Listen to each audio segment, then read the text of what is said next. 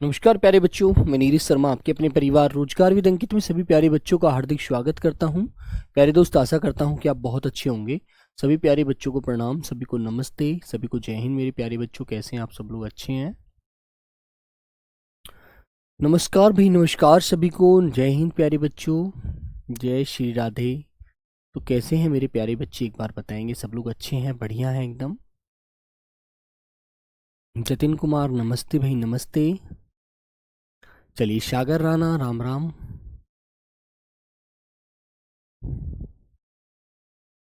चलो बच्चों, तो जल्दी से एक बार जुड़ जाएंगे मेरे प्यारे दोस्त सभी लोग क्लास से। नमस्ते भाई, नमस्ते। मनीषा शेखावत नमस्ते। देवेंद्र नमस्ते। विमल कुमार हैप्पी छठ पूजा आपको भी। चलिए, गुड आफ्टरनून प्यारे बच्चे। जय बजरंग बली।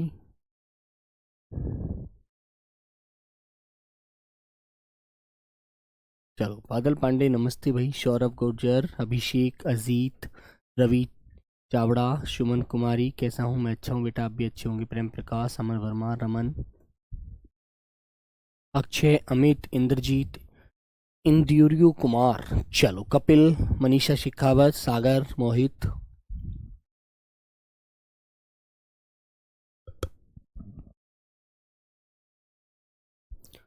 गौरव शर्मा नमस्ते भाई, नमस्ते। ओम प्रकाश नमस्ते। पिंटू, हाँ, कुमार, चलो, मोहित अवस्थी, शिवराज, राम सिंह, नितिन वर्मा, अंकित वर्मा, रवि, सभी को नमस्ते प्यारे बच्चों, सभी को मेरा बहुत बहुत सारा प्यार प्यारे साथियों। तो जल्दी से आएंगे बेटा, और हम आज पढ़ने वाले हैं अनेकार्थी शब्द, ठीक है? तो प्यारे साथी, आप अनेकार्थी किसे कहते हैं ये अच्छे से जानेंगे। सर, आप में 3 नवंबर का मॉक टेस्ट नहीं है? अच्छा, चलो बेटा, होगा वैसे, देख लेंगे और एक बार, ठीक है? तो बच्चों, हम पढ़ रहे हैं बेटा अनेकार्थी।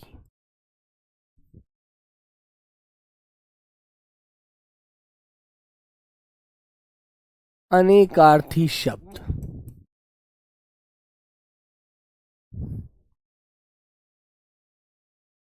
अनेकार्थी शब्द किन्हें कहते हैं? तो ये तो बच्चों आप अच्छे से जानते हैं कि जब एक शब्द के अनेक अर्थ निकलते हैं, ठीक है, एक शब्द के अनेक अर्थ जब निकलते हैं ना बेटा, तो उसे अनेकार्थी कहते हैं, ठीक है? उन शब्दों को क्या कहते हैं? अनेकार्थी। लिखेंगे, परिभाषा सिंपल सी होती है मेरे बच्चों।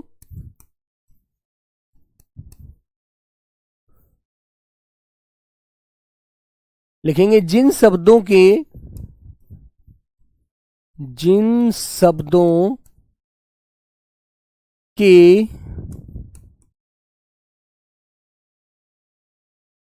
अनेक अर्थ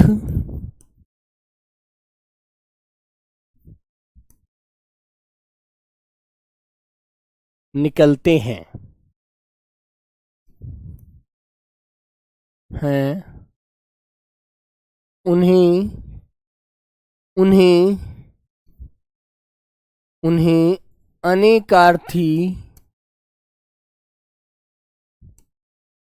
उन्हें अनेकार्थी शब्द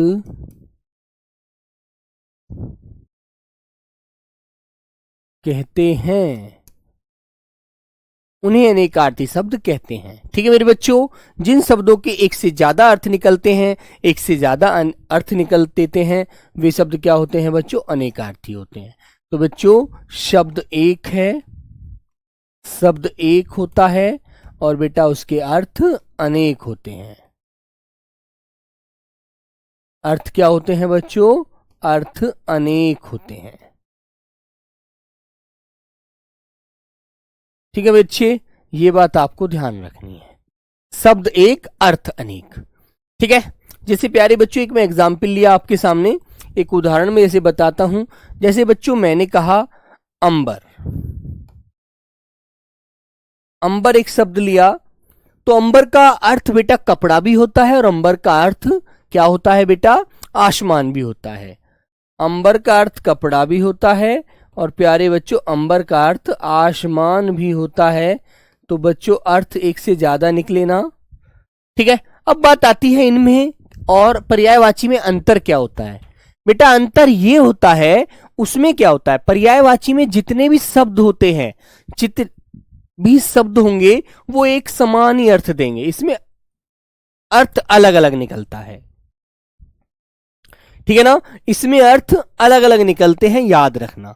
जैसे बच्चों अंबर का अर्थ यहां पर कपड़ा है, यहां पर आसमान है, तो दोनों जगह अलग है ना, लेकिन पर्याय का मतलब होता है समान अर्थ देने वाला, एक समान। जैसे मेरे बच्चों पर्याय में क्या होता है, जैसे आपसे मैंने कहा पानी का पर्यायवाची बनाओ, तो पानी को आप जल भी कह सकते हैं, पानी को आप नीर भी कह सकते हैं, पानी को बेटा आप लोग वारी भी कह सकते हैं, अंबु भी कहते हैं, ठीक है ना मेरे बच्चों। तो इतने सारे पानी के जो अर्थ हैं ये सब समान अर्थ देते हैं, है ना। इसलिए बेटा यहां पर अनेक अर्थ नहीं निकलते, इसके समान अर्थ निकलते हैं, इसके अलग अलग अर्थ निकलते हैं, अनेक। ठीक है, वेरी गुड। तो चलिए प्यारे बच्चों आइएगा, अब बेटा कुछ शब्द हैं हमारे सामने जिन्हें हम अच्छे से रिवीजन करेंगे, अच्छे से पढ़ेंगे। जैसे प्यारे बच्चों आपके सामने एक शब्द लिखा हुआ है दारू, देखो दारू, यहां पर बड़ा ऊ है, यहां पर छोटा ऊ है, यहां पर छोटा ऊ, यहां पर बड़ा ऊ, लेकिन दोनों के अर्थ अपने अलग अलग होते हैं। क्वेश्चन पूछा जाता है, अनंत त्यागी याद रखेंगे, ठीक है ना। हाँ, तो बेटा ऐसे मैंने कहा लकड़ी और शराब, ठीक है। जहां पर छोटे ऊ की आवाज है वहां पर उसका अर्थ होता है लकड़ी, और जहां पर बेटा बड़ा ऊ लगा होता है उसका अर्थ होता है दारू, शराब, है ना। अनंत त्यागी बेटा ऐसा नहीं है, वो यदि वो पढ़ाया जाएगा तो पहले ही पढ़ाया जाएगा, अभी तो आपका पेपर का कोई दिनांक निर्धारित नहीं है, ठीक है ना। चलिए, तो बच्चों ये छोटे ऊ और बड़े ऊ से ही देखो अर्थ बदले हुए हैं, आपको अच्छे से ध्यान रखना है। आगे आता है बच्चे सुधा का अर्थ। अब सुधा का अर्थ हमने पढ़ा है कि पर्यायवाची में तो क्या होता है, पर्यायवाची में तो बेटा सुधा केवल किसका अर्थ देता है, केवल अमृत का अर्थ देता है, लेकिन बेटा यहां पर उसका पर्याय का उसका पानी भी अर्थ निकलता है, ठीक है, याद रखेंगे। एक बच्चा कह रहा है जतिन कि सर जी दोनों में बड़ा ऊ है, अच्छा बेटा यहां पर देखो घुंडी नजर आ रही है, यहां पर घुंडी नजर नहीं आ रही, तो यहां पर छोटा वाला ऊ है और यहां पर बड़ा वाला ऊ है, ये चीज ध्यान रखो, ठीक है, याद रहेगी ये बात, अच्छे से ध्यान रखना भाई।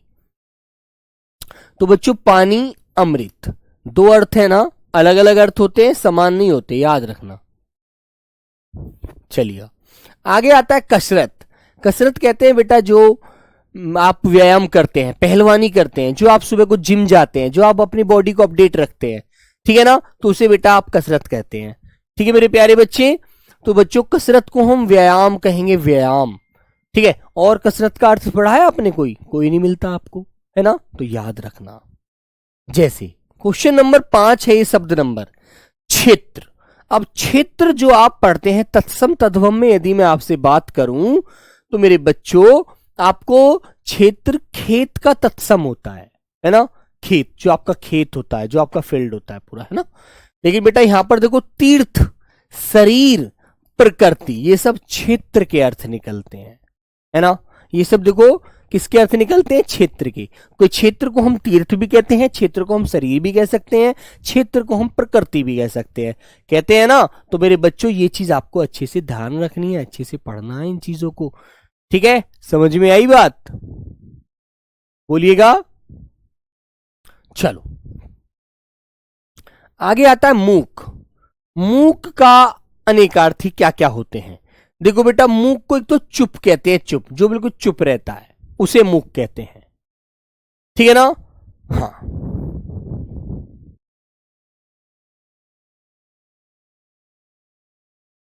बेटा डाउट, सुधा डाउट, मनीषा डाउट किस लिए, आप क्या पढ़ना चाह रही है बेटा, आप अनेकार्थी पढ़ रही हैं, आप पर्यायवाची नहीं पढ़ रही हैं। सुधा पानी का पर्यायवाची नहीं होता, यहां पर्यायवाची नहीं पढ़ रहे आप, पर्यायवाची सुधा का अमृत पढ़ा होगा आपने, ठीक है।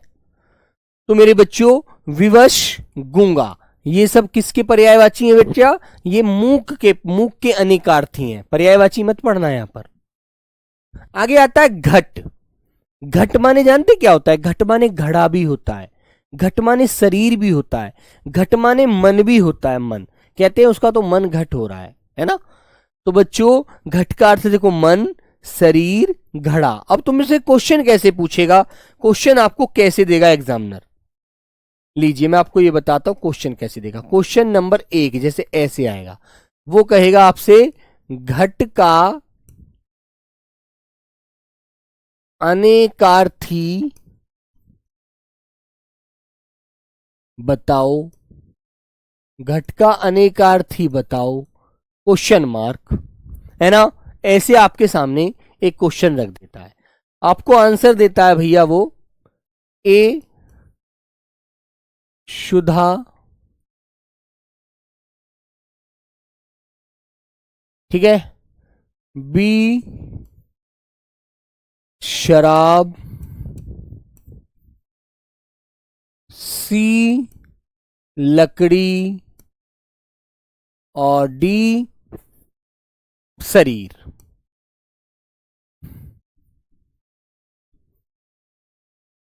तो आप आंसर कौन सा लगाएंगे? ऐसे आपको आंसर क्वेश्चन मिलेगा, ऐसे आपसे क्वेश्चन मिलेगा।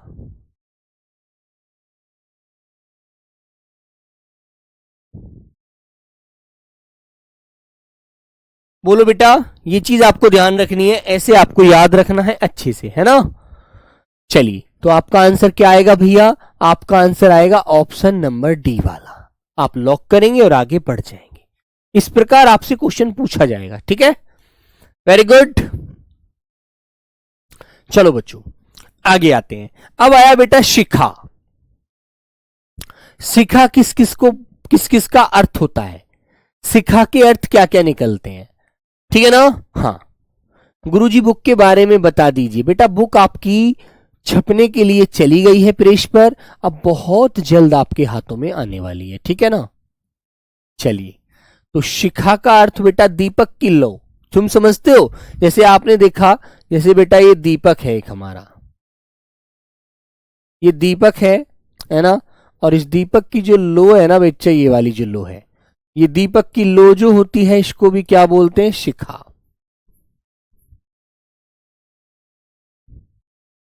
क्या बोलेंगे इस लो को मेरे दोस्त? शिखा कहेंगे, ठीक है ना।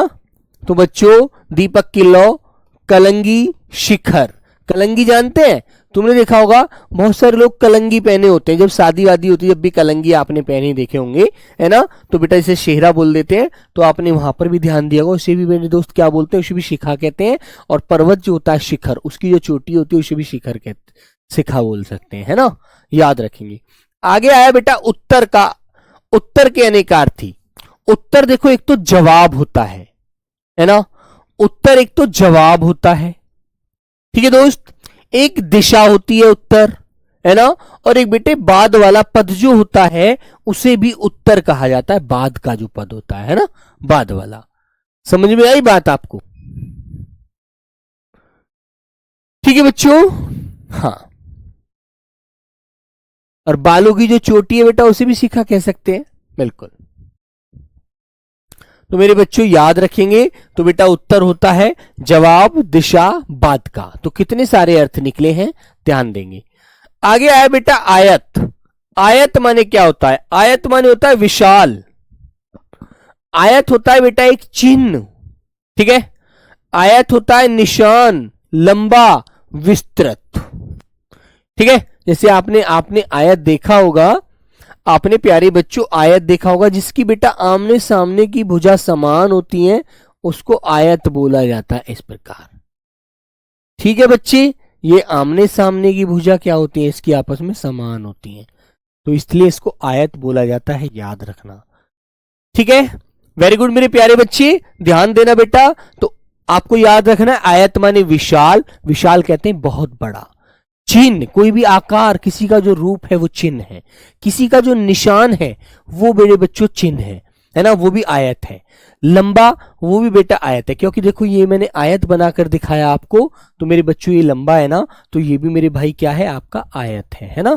और विस्तृत माने भी मेरे बच्चों क्या होता है? आपका आयत होता है। तो आपको अच्छे से याद रहेगा। एक बार सभी लोग मेरे साथ इनका रिवीजन करेंगे। दारू लकड़ी को कहा जाता है, जो छोटी वाले ऊ वाला होता है ना। बड़े वाले ऊ की मात्रा शराब के लिए बोलते हैं, शुद्धा पानी और अमृत को बोलते हैं।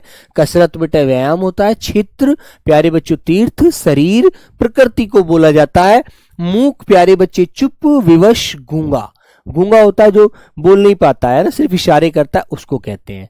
है ना। और मेरे बच्चे घट माने मन होता है, मन, और शरीर होता है, घड़ा होता है मेरे बच्चे, घड़ा जो मिट्टी का घड़ा होता है ना। अमन वर्मा सर, मेरी माँ बोल रही है कि सर बहुत अच्छा पढ़ा रहे हैं। अच्छा, तो माता जी को मेरा प्रणाम बोलना बेटा। चलो, बात क्लियर है ना। अब प्यारे बच्चों शिखा की बात आती है। दीपक की लो, दीपक की जो लो होती है ना, जो जल रही होती है, उसको शिखा कहते हैं। कलंगी को शिखा कहते हैं, शिखर को शिखा कहते हैं। ठीक है, आगे बेटा उत्तर आता है। उत्तर कहते हैं, तुमने उत्तर नहीं दिया, मैंने इतनी देर पहले आपसे क्वेश्चन किया था, तो बेटा उत्तर जवाब होता है ना। उत्तर दिशा होती है, उत्तर बाध्यक पद को बोला जाता है ना, याद रखेंगे। आयत माने विशाल, चिन्ह निशान लंबा और विस्तृत होता है। तो आप इसको अच्छे से याद रखें, अच्छे से इनका रिवीजन करेंगे और आगे बढ़ जाएंगे। अब आता है बच्चों आपके सामने अंबर। देखो, अंबर के अर्थ कितने सारे यहां पर आपको नजर आएंगे, ठीक है ना। तो अंबर के अर्थ आएंगे बेटा आपको, देखो, आकाश, वस्त्र और कपास। जानते हैं आप लोग कपास, जो बेटा पशु बिनौला खाते हैं ना, बिनौला जानते हैं आप लोग। भाई सब लोग किसान के बच्चे तो नहीं है, लेकिन कुछ बच्चे हुए सब जानते हैं। तो मेरे बच्चों, बिनौला जो होता है वो कपास के अंदर रुई से निकलता है। जो रुई आपकी रजाई में होती है, सर्दी में आप ओढ़ेंगे अब उसे, है ना, क्योंकि ये सर्दी में हल्के कपड़े तो आप ओढ़ नहीं पाएंगे, तो बेटा रजाई ओढ़कर ही सोया करेंगे, है ना। तो मेरे बच्चों, कपास एक इत्र होता है, इत्र, इत्र एक खुशबू देता है वो, है ना प्यारे बच्चों। अभ्रक, एक नजर, मेघ आदि, ये सभी अंबर के पर्याय अनेकार्थी होते हैं। आगे आता है मेरे बच्चों जलज। जलज अपने कमल का पर्यायवाची तो पढ़ा होगा। जलज आपने कमल का पर्यायवाची तो पढ़ा था, लेकिन बेटा आपने ये नहीं पढ़ा था कि जलज कितने शब्दों का अर्थ निकलता है। जलज का, जलज कितने शब्दों का अर्थ बयां करता है। शब्द एक है जलज, लेकिन अर्थ इसके बहुत सारे हैं, है ना। तो बेटा देखो, जलज माने कमल भी होता है, शंख भी होता है। शंख जानते हैं आप लोग, जो किसी तालाब से निकलता है ना, शंख, वो छोटे छोटे शंख होते हैं, वो बेटा पानी में ही जन्म लेता है वो। उसे बच्चों देखो मोती भी कहते हैं जलज को, चंद्रमा भी कहते हैं, मछली भी कहते हैं, शेवार भी कहते हैं, है ना मेरे बच्चों। ये शेवार भी कीट होता है, आप ध्यान रखेंगे, है ना, जो पानी में ही जन्म लेता है। आगे आया बेटा मत्सर। मत्सर का मतलब जानते क्या होता है। मत्सर होती है एक प्रकार की ईर्ष्या, जलन, घृणा, है ना। तो मत्सर के बहुत सारे अर्थ निकलते हैं। क्या क्या, द्वेष, क्रोध, ईर्ष्या, कुड़न, जलन, है ना बच्चों, घृणा। कहते ना यार मुझे उससे घृणा है ना, मुझे उससे घृणा है, मुझे उससे नफरत है। ठीक है मेरे बच्चे, मुझे उससे मत्सर है, मुझे उससे बात नहीं करनी। आगे आता है बेटा सत्य। सत्य का मतलब क्या होता है। सत्य का मतलब तो नियत होता है।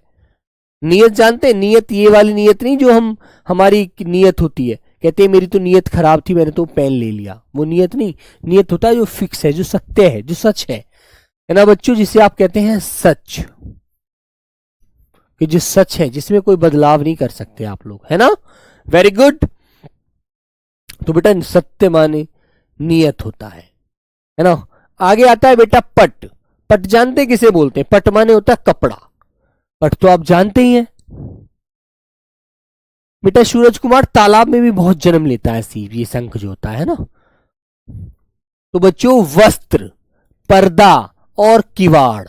किवाड़ जानते हैं, जो गेट होता है, द्वार होता है, कपाट भेड़ दो, उसे कहते हैं। ठीक है, तो बच्चों ये आपको अच्छे से ध्यान रखना है।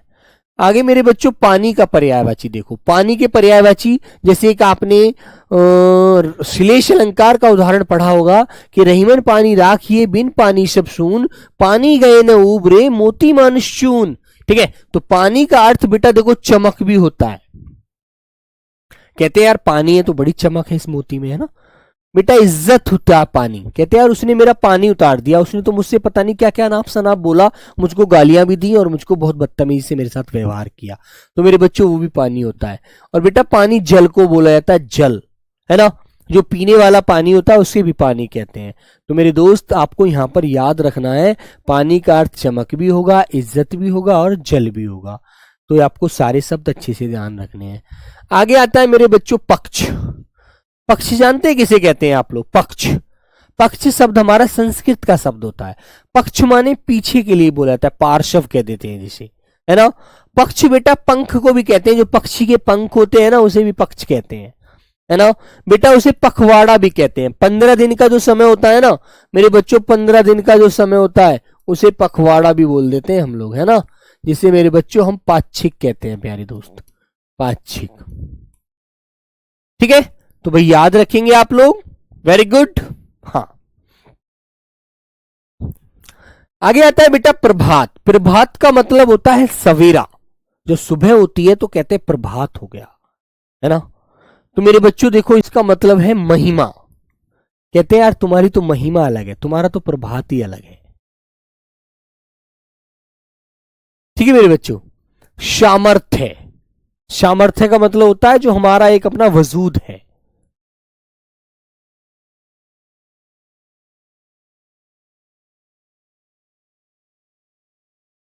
ठीक है मेरे बच्चों, दबाव कहते हैं उसका प्रेशर है मेरे ऊपर, इसलिए।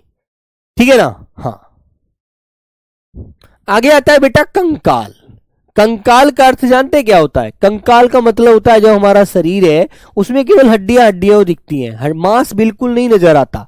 तो हड्डियों का जो ढांचा होता है ना, ठीक है, उसे क्या बोलते हैं बेटा? उसे आपका कहा जाता है कंकाल, हड्डियों का ढांचा। बताओ भाई, हड्डियों का ढांचा। अब बात आती है बेटा अक्षत। अक्षत जानते किसे कहते हैं आप लोग? अक्षत, अक्षत बोला जाता है कच्चा चावल जो होता है ना, उसे अक्षत कहते हैं। बेटा बिना घाव, बिना घाव समझते हैं? आपने किसी को बहुत ज्यादा बातों से प्रताड़ित किया, बहुत ज्यादा जलील किया, बहुत ज्यादा उसको ठेस पहुंचाई, तो उसे घाव तो हुआ नहीं है लेकिन उसे दर्द बहुत हुआ है तुम्हारी बातों से, तो उसे भी अक्षत कहते हैं, बिना घाव, है ना। समूचा, पूरा, ये भी अक्षत होता है। समूचा, पूरा, बिना घाव का, कच्चा चावल, है ना। याद रखना, कहते हैं ना तिलक लगाने के लिए किसका प्रयोग किया जाता है? अक्षत का, कच्चा चावल जो लगाते हैं, है ना मेरे प्यारे साथियों। ध्यान रखेंगे आप लोग अच्छे से बेटा, याद रखेंगे तो प्यारे साथी, इनको आप एक एक बार अच्छे से रिवीजन जरूर करना, अच्छे से इनको ध्यान रखना। ठीक है बेटा। दबाव, जो प्रेशर होता है एक प्रकार का, दबाव नहीं आशु बेटा कुमार, ये दबाव लिखा हुआ है, हाँ, जिस पर प्रेशर होता है। ठीक है, दबाव। चलो आइए आशु, आगे आता है निर्वाण। निर्वाण जानते हैं किसे कहते हैं? निर्वाण का मतलब होता है जो व्यक्ति हर चीज से छुटकारा पाना चाहता है, उसे कुछ नहीं चाहिए, उसे हर तरह से छुटकारा चाहिए बस। ठीक है। हाँ, दबाव लिखा है बेटा, कहां लिखा है यार? दबाव लिखा है बेटा, दबाव। दबाव होता है प्रेशर के लिए बोलते हैं, है ना। आगे आता है निर्वाण। निर्वाण जानते क्या होता है? बोलो।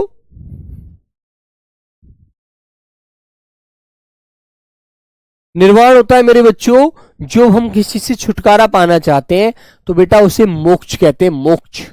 शून्य, बिल्कुल शून्य हो जाना, बिल्कुल किसी तरह का लोभ लालच मन में किसी प्रकार का किसी भी तरह का मोह ना रखना। विश्राम, मृत्यु संगम, है ना बच्चे, इसको बोला जाता है निर्वाण। हाँ भाई कपिल, इसमें बेटा 2 बैच के बच्चे हैं, शब्दावली 2 बैच के। जो सिलेबस तुम्हारा है वही सिलेबस उन बच्चों का है, तो उसमें फिर दोनों बैच के बेटा, ज्वाला बैच और इसमें आपका अग्नि बैच, दोनों बैच है, कंबाइंड है इसमें, याद रखना। तो व्याल किसे कहा जाता है? सांप को। व्याल किसके लिए बोला जाता है? सांप को बोला जाता है। व्याल बेटा शेर को भी कहते हैं, शेर भी इसका अर्थ निकलता है। व्याल माने राजा भी होता है ना। व्याल माने प्यारे बच्चे चीता, ठग, धूर्त, जो दुष्ट किस्म का व्यक्ति होता है ना। दुष्ट, क्रूर, पापिष्ट आदि, ये सभी बच्चों किसके अर्थ होते हैं? व्याल के, है ना। हाँ, याद रखना। हाँ बेटा, मोह माया से मुक्त होना ही मोक्ष प्राप्त करना होता है, निर्वाण प्राप्त करना है।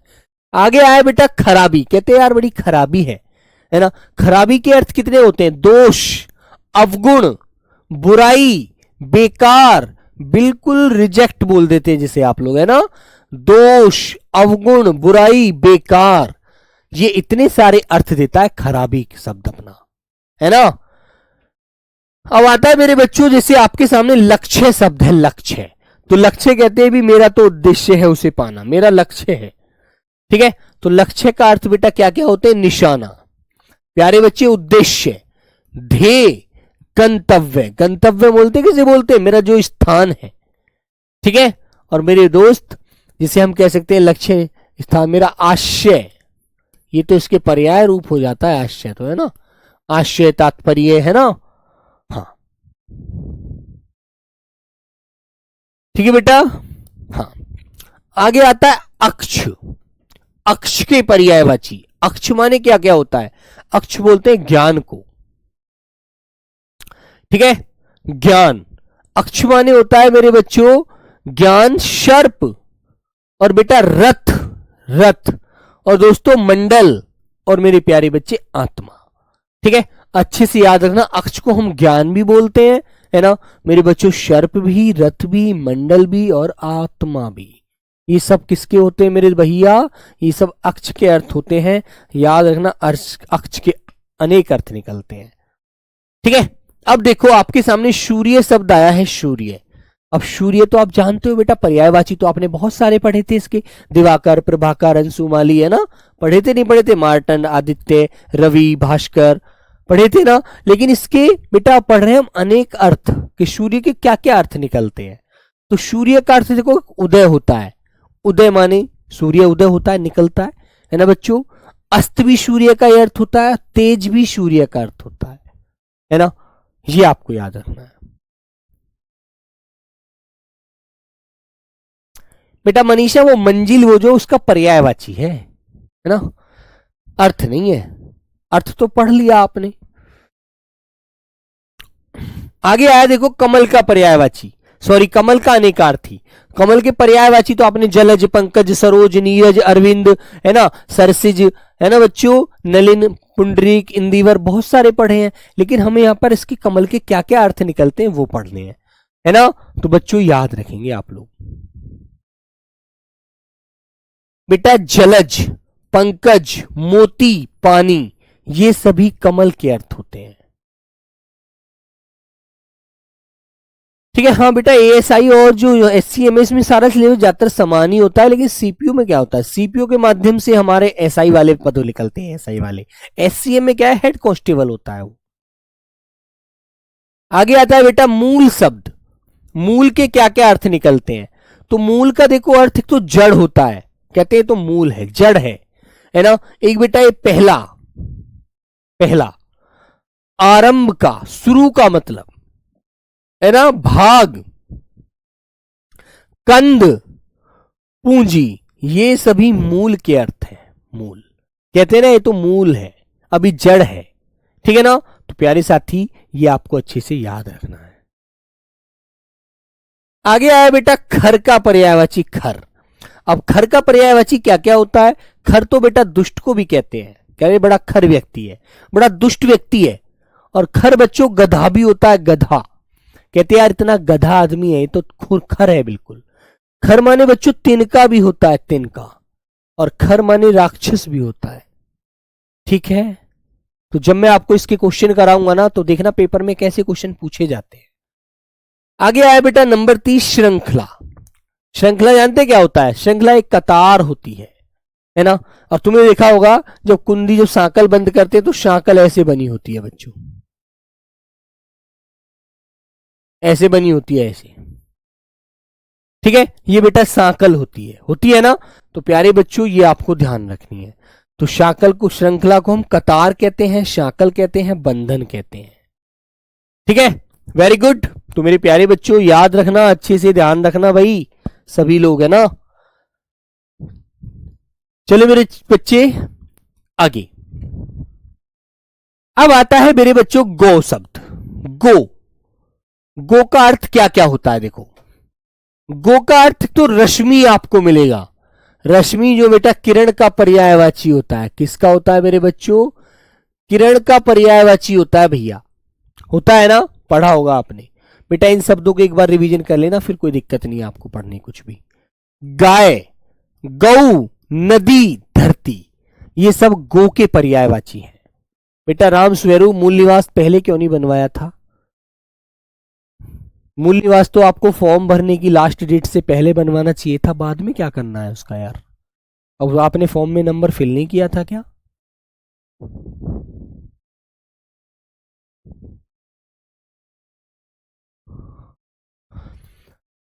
आगे आता है बेटा परिकर, है ना। बेटा छठ पूजा के लिए सूरज कुमार क्या कह रहे हैं आप? छठ होता है सर? बेटा एक बात सुनो, ये जो वेस्ट उत्तर प्रदेश हुआ या दिल्ली क्षेत्र में बहुत लोग ऐसे हैं जो छठ पूजा मनाते हैं, बहुत लोग ऐसे हैं जो बेटा करवा चौथ मनाते हैं, ठीक है ना, याद रखिए। तो इधर करवा चौथ का बहुत ज्यादा चलन होता है, ऐसे ही जैसे कि पति की दीर्घ आयु के लिए छठ पूजा का व्रत किया जाता है ना, ऐसे ही बेटा करवा चौथ का व्रत किया जाता है इधर हमारे इधर आकर के, है ना। तो दोनों चीज समान ही होती है, बस उसका नाम, उसको मनाने का तरीका अलग हो गया है बस। तो बच्चों परिकर एक समूह होता है, समूह, ग्रुप बोलते हैं जिसको। बेटा कमरबंद, कमरबंद जानते हैं आप लोग? कमरबंद होता है एक, है ना, एक परिवार होता है बच्चों। कमरबंद आप जानते हैं गहना होता है जो महिलाएं कमर पर बांधती हैं, वो कमरबंद है ना। और कमर बेटा परिकर को परिवार भी कहा जाता है, तो इसके परिकर के अर्थ निकलते हैं समूह, कमरबंद, परिवार, ठीक है। तो ये आपको अच्छे से याद रखना है, ठीक है बड़े दोस्तों। आगे आया बेटा द्विज। द्विज का मतलब क्या होता है? द्विज का मतलब जिसका जन्म दो बार होता है, दो बार जिसका जन्म होता है उसे द्विज कहा जाता है ना। हाँ,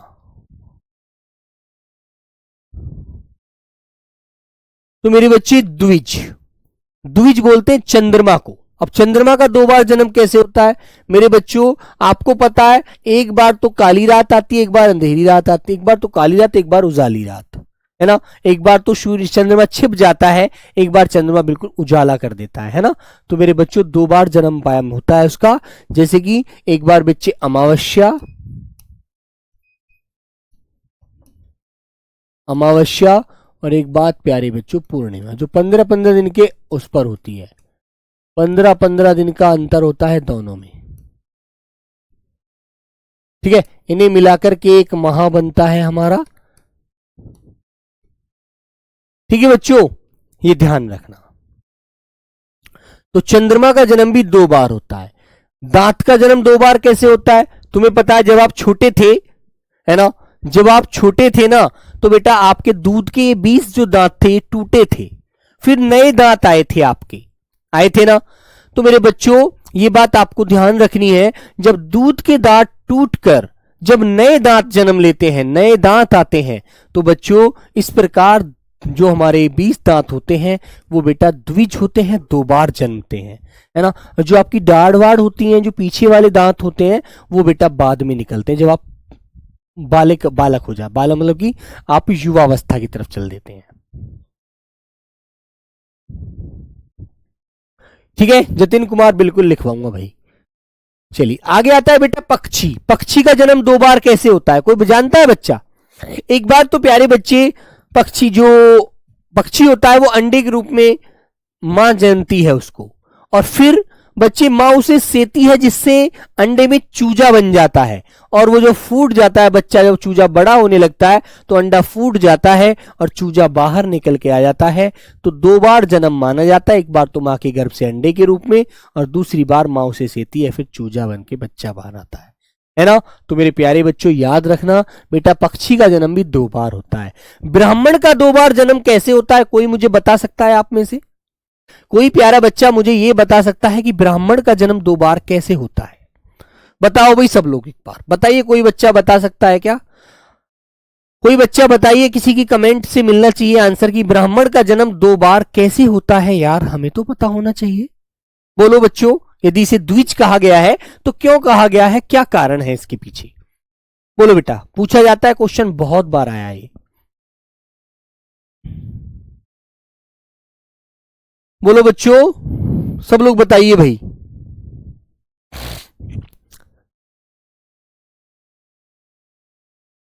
बेटा महिपाल जाटव, वो तीसरी बार जो निकलता है ना बुढ़ापे में दांत, वो तो बेटा अयोग्य माना जाता है, उसको दूसरा रूप नहीं देते, तीसरा रूप नहीं दिया जाता। ब्राह्मण के बारे में बताएंगे।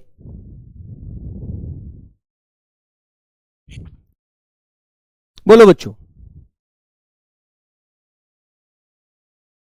किसी का कोई जवाब नहीं आया? किसी भी बालक का कोई जवाब नहीं आया? चलो, तो बेटा ब्राह्मण का जन्म दो बार कैसे होता है? एक बार तो मां के गर्भ से होता है,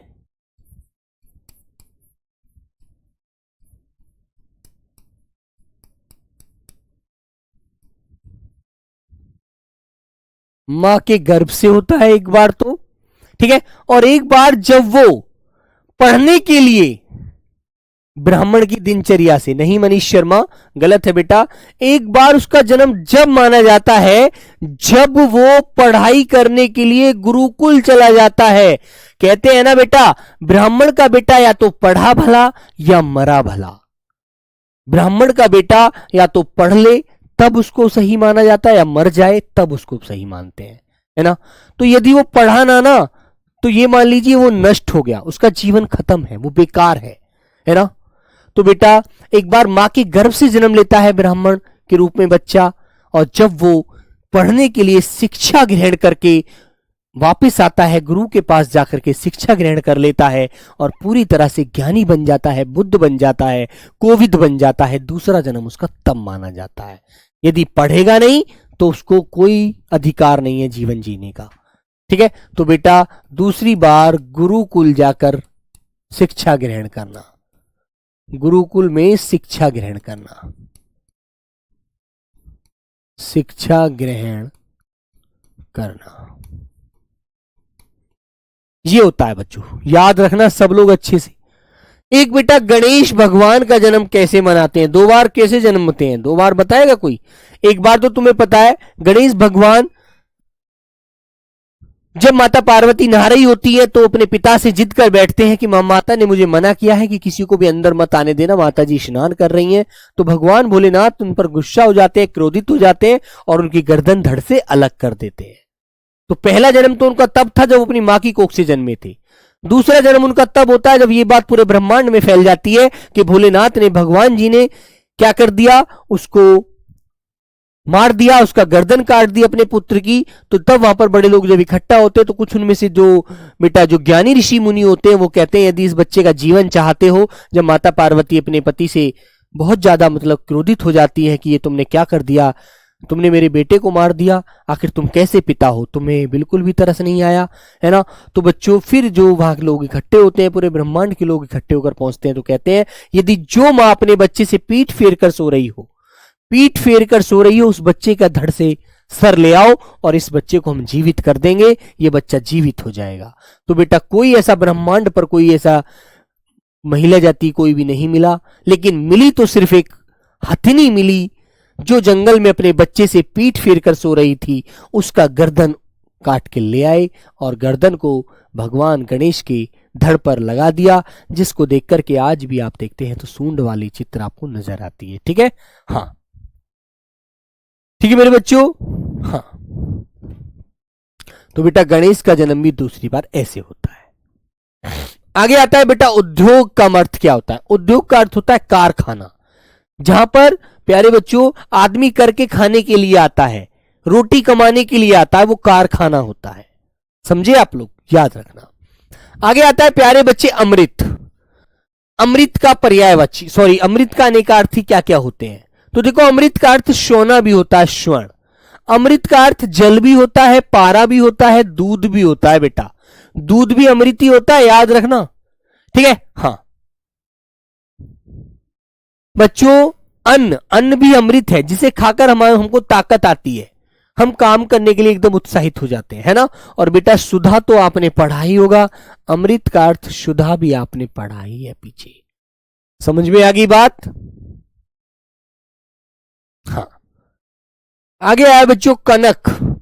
कनक होता है सोना, तो कनक के भी अर्थ आपने देखे होंगे।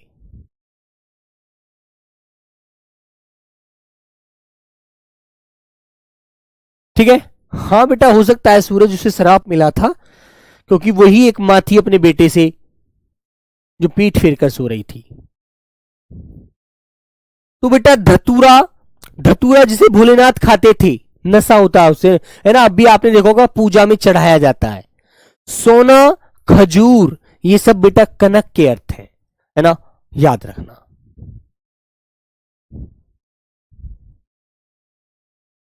आगे आया बेटा अज। अज किसको बोला जाता है? अज दशरथ, राजा दशरथ थे राम के पिताजी। तो बच्चों दशरथ के पिता का नाम है, मतलब राम, भगवान राम के बाबा जी का नाम अज था। ठीक है मेरे बच्चों। बकरा, बेटा पीयूष यानी अमृत, अनुराग, यहां पर बेटा हम पर्याय नहीं पढ़ रहे हैं, उसके अनेक अर्थ पढ़ रहे हैं। शिव, ब्रह्मा, ये सब अज के अर्थ होते हैं, अज के, है ना, ध्यान रखेंगे आप लोग, अच्छे से याद रखना। आगे आता है बेटा अरुण। अरुण का अर्थ, तो अरुण का अर्थ देखो गरुड़ होता है बेटा, गरुड़, क्या होता है? गरुड़, है ना। और बेटा केसर, केसर जानते हैं, जो हमारे यहां तो पैदा नहीं होता, जम्मू कश्मीर में केसर एक पैदा होता है, उसको भी बेटा अरुण कहा जाता है। अरुण इसलिए कहते हैं क्योंकि केसर भी तुमने देखा होगा लाल होता है ना भाई। केसर का आप फूल देखना, उसकी जो पंखुड़ियां होंगी ना वो लाल होती हैं बच्चों, जो जम्मू में बहुत ज्यादा पैदा होता है, हमारे यहां पैदा नहीं होता, नॉर्मल जगह, है ना। हाँ, और बच्चों सिंदूर, जो महिलाएं सिंदूर भरती हैं, ठीक है, तो मेरे बच्चों सिंदूर जो होता है वो भी रेड होता है, वो भी लाल होता है, जो सुहाग की निशानी होता है उसे भी बेटा क्या बोला जाता है? अरुण बोला जाता है, याद रखना, ठीक है। तो ये भी आपको ध्यान रखना है, एक दो बार आप घुमाकर इनको अच्छे से रिवीजन कर लेना, अनेक अर्थ आपको अच्छे से मिलेंगे, याद रहेंगे। आगे आता है हाथ, सॉरी कर। अब ये कर जो होता है, कर जिससे हम कोई काम करते हैं उसे कर कहते हैं, है ना। तो कर माने बेटा हाथ का अनेकार्थी होता है कर, और कर का अनेकार्थी हाथ है ही, यहां पर दिख रहा है आपको, ठीक है। तो बेटा कर का अर्थ हाथ होता है। किरण होता है, किरण, किरण जानते हैं, सूर्य निकलता है तो उसकी किरणें पृथ्वी पर आती है ना, तो बेटा उन्हें भी हम क्या बोलते हैं? कर कहते हैं, किरण को। समझ में आई बात? और कर माने करना भी होता है, जब आप सपोज करो कोई कार्य करते हो, पढ़ने का, लिखने का, कहीं जाने का, बाजार से सामान लाने का, या माता पिता को में आप कोई आदेश देते हैं, उस काम को आप करते हैं, तो बेटा आपको बताया जाता है ना, ठीक है। तो मेरे बच्चों करना। और भैया सूंड जानते हैं, सूंड जो होता है हाथी का सूंड, उसको भी प्यारे बच्चे कर कहते हैं, क्योंकि वो सूंड के माध्यम से बहुत सारे काम करता है हाथी। तुमने देखा होगा जब वो खाता है तो सूंड से ही ऐसे उठा लेता है ना। और मेरे बच्चों टैक्स, जो आप जाते हैं, मान लीजिए एक सिंपल सी बात कहूं तो, आप कोई भी वस्तु खरीदते हैं, फोन खरीदो, कोई भी चीज खरीदो, तो आप कर देते हैं ना, सरकार को टैक्स देते हैं ना, कि जीएसटी लग गया इतना प्रतिशत, है ना। तो आपसे सरकार कर लेती है, टैक्स लेती है आपसे किसी भी चीज का। आप रोड पर भी चलते हैं तो आपसे टूल टैक्स लिया जाता है ना। जब भर्ती हो जाओगे तब तो आपके पास एक आईडी प्रूफ होगा कि हम देश के सैनिक हैं, हमारे पास, हमारे लिए मुफ्त है, फ्री है, टूल हम नहीं देंगे, है ना। तो बेटा वो भी टैक्स होता है, वो भी कर होता है ना। आगे आता है मेरे बच्चों काल। काल जानते हैं किसे कहते हैं आप लोग? काल एक तो वो होता है जब हमारा बुरा समय आता है, वो हमें अपनी तरफ खींच लेता है। कहते हैं ना यार मेरा काल आ गया, मेरा समय आ गया, अब तो भाई मुझे कोई नहीं बचा सकता, अब तो मुझे स्वयं भगवान जी बचा सकते हैं, अन्यथा मैं यमराज जी ने घेर लिया मुझे, अब तो मैं नहीं बच पाऊंगा।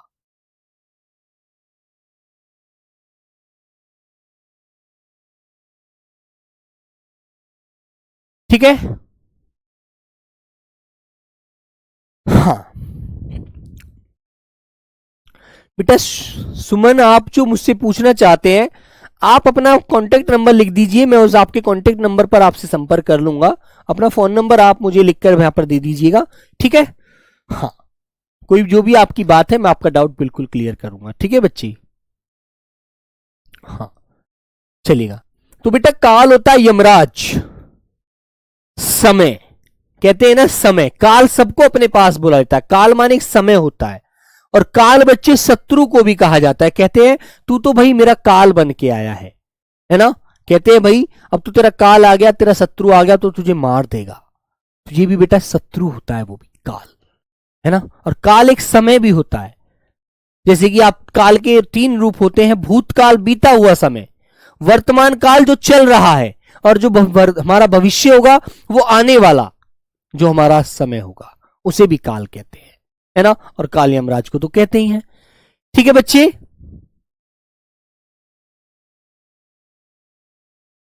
ठीक है। हाँ, तो प्यारे बच्चे उसे भी काल बोला जाता है ना। काल का अर्थ मृत्यु भी होता है, बिल्कुल होता है बेटा अनमोल कुमार। तो मृत्यु तो शत्रु जो है हमारा, काल एक मृत्यु भी है, बिल्कुल इसे लिख लेंगे, इसको भी मृत्यु भी कह सकते हैं कि काल आ गया, यमराज आ गया भाई। ठीक है मेरे प्यारे बच्चों, तो ये 40 शब्द मैंने आपको यहाँ पर अभ्यास कराया है, आपको पढ़ाए हैं, तो आप लोग इनको जरूर याद रखना। ठीक है, वेरी गुड। और कल इससे आगे जो भी शब्द हैं हम उनको पढ़ेंगे, फिर प्यारे बच्चे इसके ऊपर आश्रित जो भी क्वेश्चन होंगे मैं बिल्कुल कराऊंगा। तो आप लोग तो कोई बहुत बड़ा टॉपिक नहीं होता, बहुत छोटा सा टॉपिक होता है, और इससे एक क्वेश्चन मिल जाता है ना। और एक समश्रुत भिन्नार्थक भी होता है, जो 2 शब्द एक जैसे होते हैं पढ़ने में, लेकिन अर्थ अलग अलग देते हैं, है ना, वो भी आपको याद रखना है।